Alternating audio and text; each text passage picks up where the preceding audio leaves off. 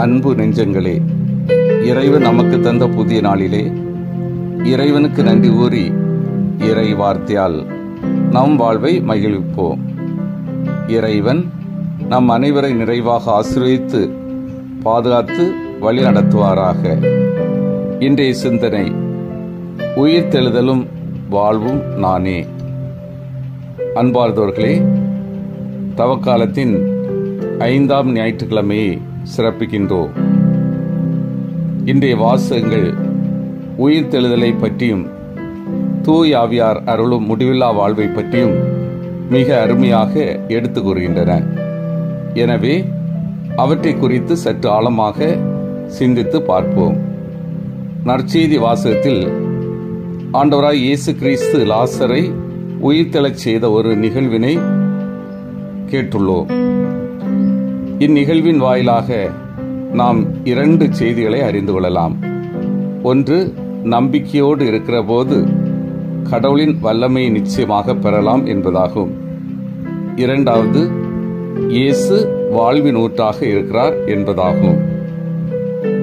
மார்த்தாவிடம் இருந்த நம்பிக்கையை கண்டுதான் இயேசு அவரிடம் உன் சகோதரன் உயிர்த்தெழுவான் என்கிறார்.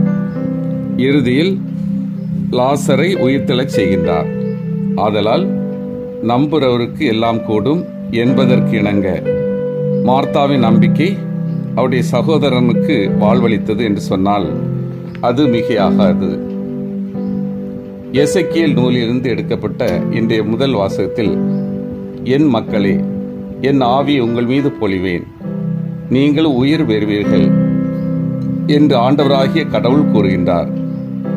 இவ்வார்த்தைகளை நாம் ஆழமாக சிந்தித்து பார்க்கும்போது இவை இயேசுவில் நிறைவேறுவதை உணர்ந்து கொள்ள முடியும். இயேசு வாழ்வின் ஊற்றாக இருந்தார். அதனால்தான் அவர் பல்வேறு பிணிகளால் வருந்திய மக்களை குணப்படுத்தினார்.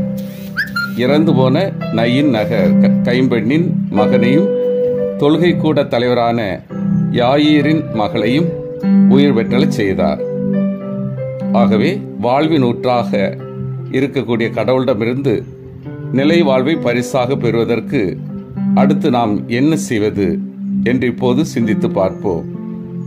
புனித பவுலடியார் கலாத்தியருக்கு எழுதிய திருமுகத்தில் ஊனியல்பின் செயலான பரத்தமை, கெட்ட நடத்தை, காமவெறி, சிலை வழிபாடு, பில்லி சூனியம், பகைமை, சண்டை சச்சரவு, பொறாமை, சீற்றம், கட்சி மனப்பான்மை, பிரிவினை, பிளவு, அழுக்காறு, குடிவெறி, களியாட்டம் போன்றவற்றை பட்டியலிட்டுவிட்டு இத்தகைய ஊனியல்பின்படி வாழாமல் தூய் ஆவியாரின் இயல்புகளான அன்பு, மகிழ்ச்சி, அமைதி, பொறுமை, பரிவு, நன்னயம், நம்பிக்கை, கனிவு, தன்னடக்கம் போன்றவற்றின்படி வாழ வேண்டும் என்றும், அப்படி வாழ்ந்தால் நாம் கடவுளுக்கு ஏற்புடையவர்களாக மாற முடியும் என்றும் நமக்கு அழைப்பு விடுப்பார். அன்பார்ந்தவர்களே, இன்றைய நாளில் பசிப்பிணி ஒழிப்பு ஞாயிறாக சிறப்புகின்றோம்.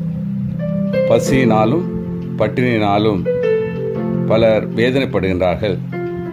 தவக்காலத்தில் நாம் செய்கின்ற ஒருத்தல் முயற்சிகள், நமது தியாகச் செயல்கள் மிகவும் கஷ்டப்படுகின்ற ஏழை மக்களுக்கு, பசியால் வாடுகின்றவர்களுக்கு தாராளமாக உதவ அழைக்கப்படுகின்றோம்.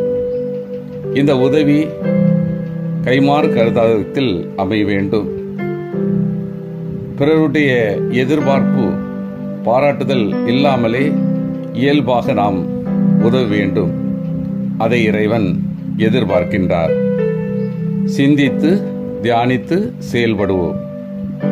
நான் இறைவனிடம் நம்பிக்கை கொண்டு அவரை தேடி வருகின்றேனா?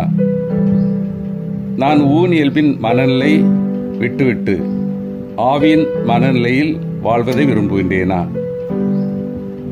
எல்லாவித நெருக்கடியிலும் கடவுள் மேல் ஆழமான நம்பிக்கை கொண்டு வாழ்ந்து அதன் அடிப்படையில் பிறரன்பு பணியில் ஆர்வமாக ஈடுபடுகின்றேனா? மன்றாடுவோம். வல்லமைமிக்க இறைவா, நாங்கள் அனைவரும் உறுதியான நம்பிக்கையில் வளர்ந்து தூயாவின் மனநிலையில் வாழவும், ஏழை எளியவர்களுக்கு, குறிப்பாக பசி பட்டினியினால் வேதனைப்படுகின்றவர்களுக்கு எங்களால் என்ற உதவிகளை தியாகத்தினால் வழங்க நல்ல மனதை தந்தருளும். ஆமீன்.